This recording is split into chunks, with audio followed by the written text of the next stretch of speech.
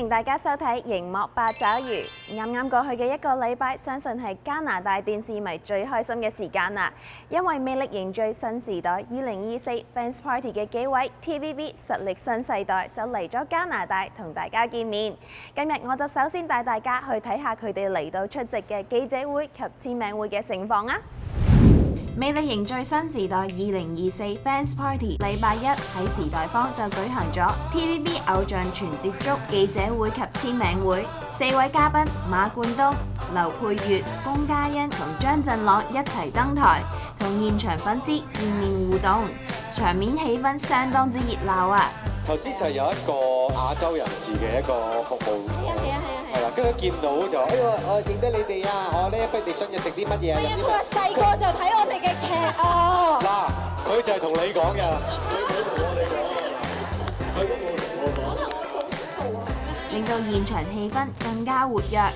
當日主持人 Mary 同佢哋4位嘉賓一齊傾下偈，問下觀眾問題，仲送出多張 Fans Party 門票。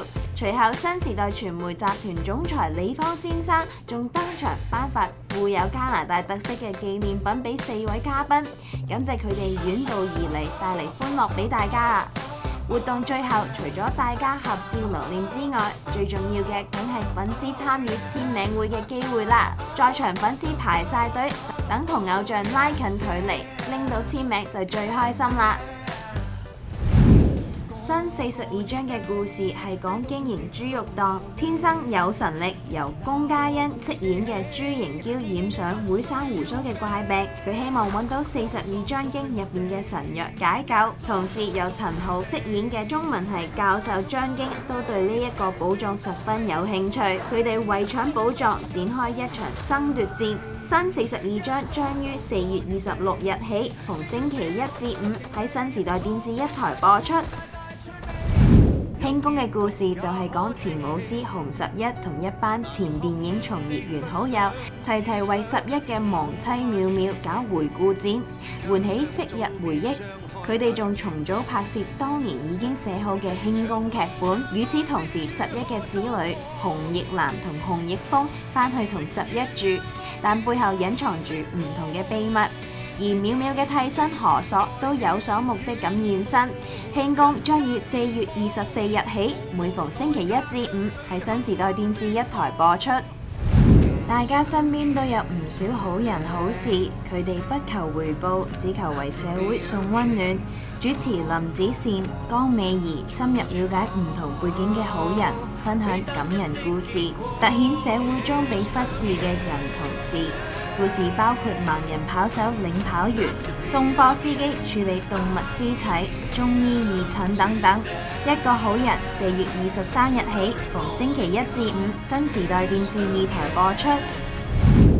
今年嘅愛心大行動即將邁入第36個年頭，為咗支持 BC 兒童醫院提升更好嘅醫療、醫學研究同護理，以守護孩童健康同埋夢想，喺溫哥華有一班 fans 想藉住偶像嘅生日發放愛心，用行動說話。聽講佢哋今年已經合作第3年啦，就請我哋同佢哋傾下偈先。Hello Winnie 同 Jessica。Hello， 就想問下 Winnie 點解會選擇支持 BC 兒童醫院基金會？係有啲咩推動你哋咁齊心去舉辦呢啲公益活動呢？我哋姜濤溫哥華應援團咧成立咗3年啦，而呢3年嘅姜濤生日咧，我哋都有為 BC 兒童醫院籌款嘅。我哋想應援姜濤嘅同時咧，亦都想咧藉住我哋團結嘅力量咧，係去回饋社會。而姜濤咧係好中意小朋友嘅，所以咧我哋就揀咗 BC 兒童醫院做服務嘅對象。大家好有愛心啊！唔知你哋可唔可以分享下今年生日慈善應援會活動詳情呢？過往咧我哋有舉行過一啲嘅活動啦，有步行啦、網上籌款、義賣同埋展覽。今年咧，我哋有一個 online charity auction， 就係網上慈善拍賣嘅活動嘅。咁我哋想將大家冇需要用嘅物品啦 upcycle 啦，就將資源循環再用啦。咁咧呢個活動咧唔係單止姜糖先可以參與加嘅喎，係全部人都可以參加㗎。咁有關詳情咧，可以留意我哋 social media。而呢個活動咧係至到4月29號嘅。大家記得留意啦！我知道 Winnie 係一位老師，而今年 BC 兒童醫院基金會係為食物過敏免疫治療項目籌募資金。你個人認為覺得呢一個項目對孩子有咩重要性呢？咁我個人覺得呢個項目咧對孩子係非常之重要嘅。據我嘅了解啦 ，BC 省實在有好多兒童咧係正係面臨住呢個致命嘅食物敏感嘅風險。稍一不慎接觸到致敏源咧，就有可能面對生命嘅危險。而呢啲嘅擔憂咧，亦大大影響到佢哋整體嘅生活質素。咁今次我哋支持嘅 BC 兒童醫院食物敏感免疫治療，就係透過呢啲全面漸進嘅治療方式咧，以達成脱敏為最終嘅目標嘅。可唔可以分享一下今年 BC 兒童醫院基金會嘅籌款活動嘅詳情同埋籌款目標，仲有 BC 兒童醫院有邊方面需要呢？我係 Tracy， 咁唔經唔覺咧，愛心大行動已經進入咗第36屆，我哋非常之感恩啦，喺華裔社區裏邊咧，一路以嚟支持到我哋卑詩省兒童醫院，咁亦都通過啦社會各界嘅幫助，我哋喺過去咧成功興建咗我哋嘅全新嘅急症治療中心啦，同埋陽光山嘅復康中心嘅。咁而今年咧，我哋嘅籌款目標咧係120萬元㗎。咁為食物敏感嘅呢一個免疫治療嘅項目咧，去籌集資金㗎。咁其實咧，食物敏感症對於孩子本身同埋佢哋嘅家人都造成好大嘅影響同埋壓力啦。咁而通過我哋咧呢一個嘅研究團隊嘅免疫治療項目，就可以幫助到病童喺呢一個嘅被監察嘅情況底下，逐少咧去俾佢哋服用呢啲嘅致敏嘅食物啦，從此咧幫助佢哋脱敏嘅。咁而卑詩省咧兒童醫院係我哋省內嘅唯一一間嘅兒童專科醫院，亦都咧服務咗我哋咧內陸地區嘅病童啦。咁亦都希望咧大家可以藉住今次我哋呢一個嘅愛心大行動，唔好猶豫立即咧去支持我哋呢一個嘅愛心大行動嘅籌款活動，幫助咧呢一啲嘅食物過敏症嘅兒童咧可以脱離呢個食物過敏嘅陰霾嘅。咁快啲上到我哋嘅網站，網址係 www.bcchf.ca/ccrise 嘅。咁記住大家一齊支持 BC 兒童醫院，一齊發放愛心啦！雖然今年嘅櫻花因為天氣早咗回暖嘅關係，花期相對咧亦都早咗，而最近亦都到咗可以上櫻嘅最後階段啦。但係溫哥華櫻花節嘅活動依然未完晒㗎。就算櫻花過咗盛開嘅時間，但係藉住上櫻呢個傳統活動，一家大細、親朋好友歡聚一齊嘅精神依然冇變到㗎。溫哥華櫻花節其中一個重頭戲活動日本櫻花祭喺上個週末一連2日就舉行咗啦。成個活動吸引成幾千名市民湧入帆渡森植物園參與㗎。呢個溫哥華最大嘅日本文化慶祝活動入邊提供好多唔同嘅家庭活動俾大家參加，包括文化表演、工作坊、美食等等。其中一個亮點就係嚟自日本嘅舞蹈團隊表演，另外仲有日本工匠同工藝品、節日食品、清酒品嚐工作坊等嘅攤位。今年大會增加咗50% 嘅食品攤位，俾多啲人有機會食日本料理、試清酒同埋體驗茶道。不過要數到呢個活動最令人期待嘅一 part， 相信就係試着夏季和服嘅體驗啦。好多人着住嚟打卡影相㗎。隨住春天嘅嚟臨，溫哥華美術館最近就推出咗2個春夏新展覽，介紹概念藝術發展進程中重要人物嘅作品。上個禮拜就同大家介紹咗其中一個關於 Lawrence Weiner 嘅展覽，今個禮拜咧就同大家去睇下另一個展覽啦。溫哥華美術館將喺呢次展覽中展出 Gary Neal Kennedy 嘅概念藝術計劃 Horizons 地平線。呢個項目將一系列嘅風景畫重新掛置，使地平線同藝術家嘅視覺對齊。當呢啲本來獨立嘅風景畫一齊觀看時，佢哋就形成咗一條連續嘅地平線，環繞喺畫廊嘅牆壁上。Gary Neal Kennedy was a Canadian conceptual artist who was active from the 1960s through through until relatively recently when he passed away in 2021. And this is a project by Gary. It's a conceptual art project in which he asked if a selection of landscape paintings could be hung so that the horizon lines were at the eye level of the artist. Gary was famous as an artist for exploring the edges of what was possible within the institution, within the art institution. Kennedy 喺1980年受邀參加加拿大國家美術館嘅群展時，構思咗呢個計劃，集結咗溫哥華美術館收集嘅歷史同現代繪畫作品。In 1980, Gary was asked to do a work for the National Gallery of Canada. It was their 100th anniversary. He responded by saying that he would like to go to the third floor of the gallery and he would like to have all the historic paintings hung at his eye level. This didn't work out. It was a proposal that was rejected. And so this remained an unrealized project for 44 years until now. He painted the wall this color and the walls. There were 3 walls that he identified.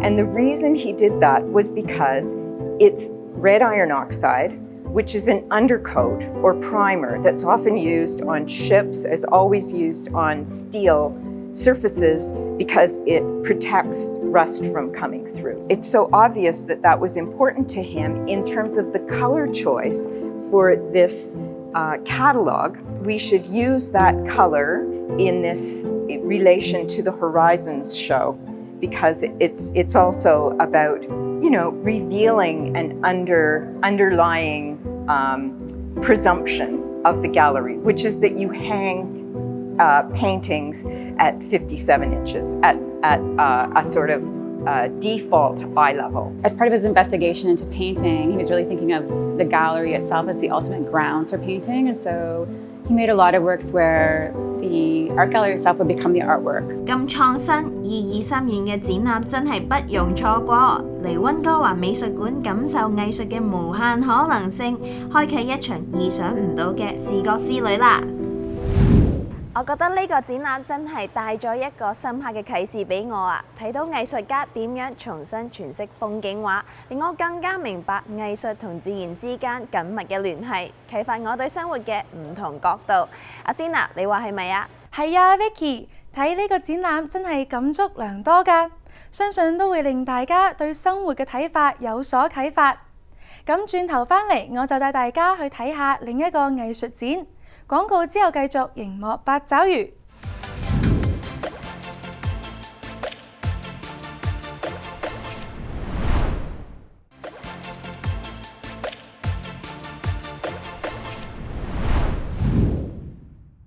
那些年曾經追聽嘅這些歌，陪伴我哋走過順流逆流。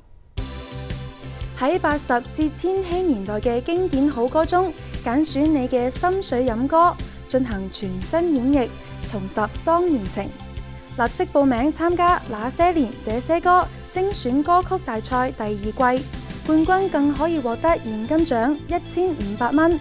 參賽年齡不限，聽日就截止啦！網上報名或下載表格請到 ftvsingingcontest.ca。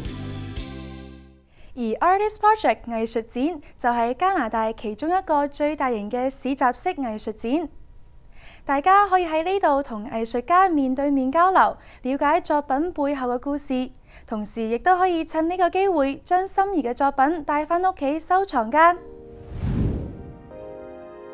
Artist Project 藝術展係加拿大最大型嘅多媒體藝術展，佢哋邀請超過200位加拿大本地嘅藝術家、藝術收藏家、策劃人、設計師以及藝術新星聯手為大家打造一場充滿驚喜嘅藝術盛宴。We have over 280 artists exhibiting. That includes booths and installations. All of the artists here are entirely independent, so they take part, they take home everything that they make. It's a really wonderful opportunity for not only the audience, but artists themselves to engage with lots of different people, to have an opportunity to open themselves to a new audience and to raise awareness of the great work that they do and they make and other people make in the city and the surrounding areas. 喺呢度，你可以欣賞到唔同形式媒介嘅藝術創作，從漫畫到寫實型嘅素描，到雕塑，再到大型藝術裝置，每一件作品背後都蘊藏藝術家嘅創意同心思㗎。主辦方同唔同界別嘅藝術家聯成，希望帶俾觀眾體驗獨特嘅藝術。同時，佢哋亦都希望借住活動，為藝術家，尤其係新生代藝術家，提供展示自己嘅平台。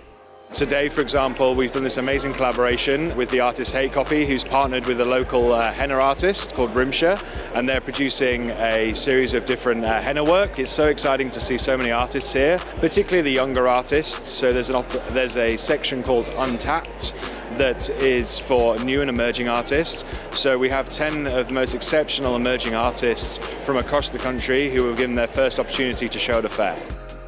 現場活動雖然已經結束，不過佢哋嘅網上展覽仍然繼續。有興趣不妨到訪佢哋嘅官方網站睇下啦。一年一度嘅多倫多 Comic Con 動漫博覽會再度回歸，吸引咗唔少動漫迷嘅參與。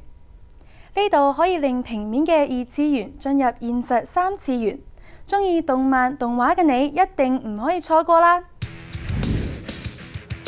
為期3日嘅多倫多動漫展 Comic Con 係城中動漫迷最期待嘅年度盛事。活動喺大多市會議中心舉辦，每年吸引嚟自全球各地嘅動漫愛好者參與。動漫迷都會打扮成自己鍾意嘅角色，你可以放低學習或者工作，喺2次元嘅世界忙裏偷閒。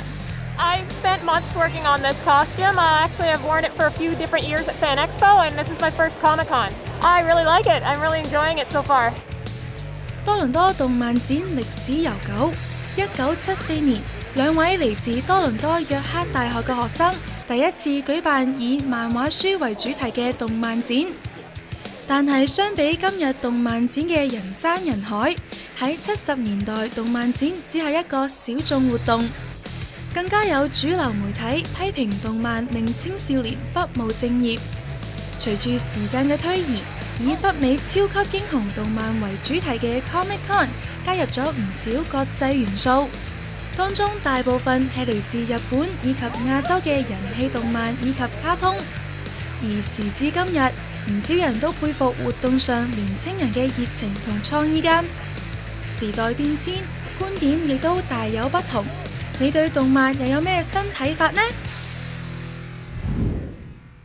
加拿大春季寵物博覽會準時開鑼，吸引大家同心愛嘅毛孩寵物一齊參加。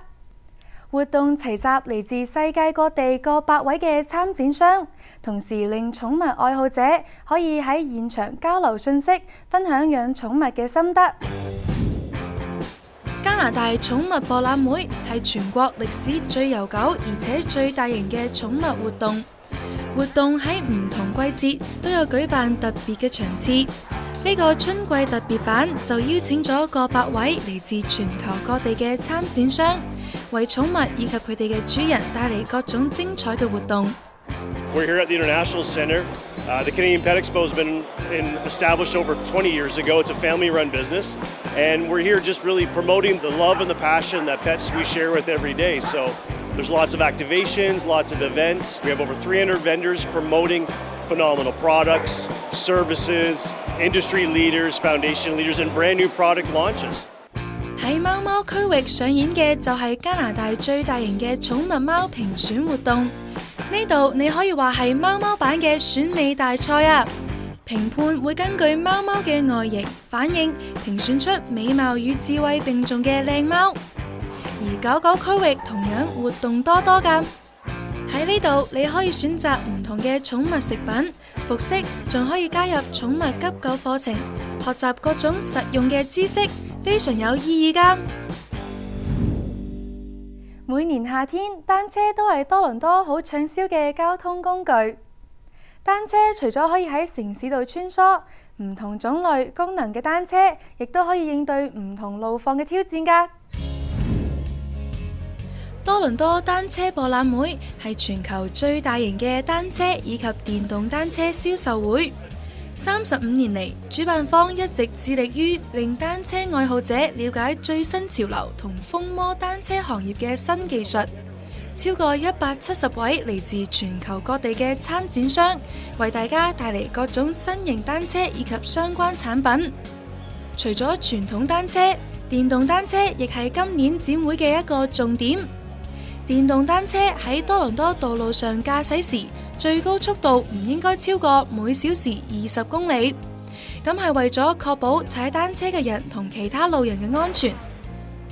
多倫多市嘅電動單車同時受到動力方面嘅限制。按照多倫多法律，電動單車嘅電動動力系統應該符合特定規範，通常係250瓦。踩電動單車嘅人需要遵守相關交通規則同安全要求，同時佩戴安全頭盔，駕駛喺指定車道或者行人路。想選擇最適合自己嘅單車或者電動單車，購買之前最好都係要親自試試。活動提供北美最長室內試車場地，呢度總長2690英尺，由4個獨立賽道組成。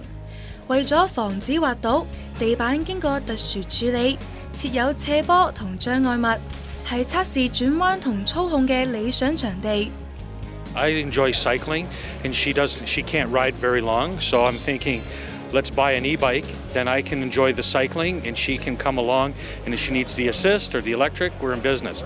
So this is a great venue where we get to try the bike, look at it, and try it on a test track, and see if she's comfortable with it before we commit to buying it. 旅遊嘅原因有好多，有人出於熱愛當地嘅自然風光，有人就係因為宗教原因親身拜訪一個全新嘅目的地。多倫多嘅一個攝影展就用一系列嘅作品探討朝聖之旅同休閒旅遊嘅分別。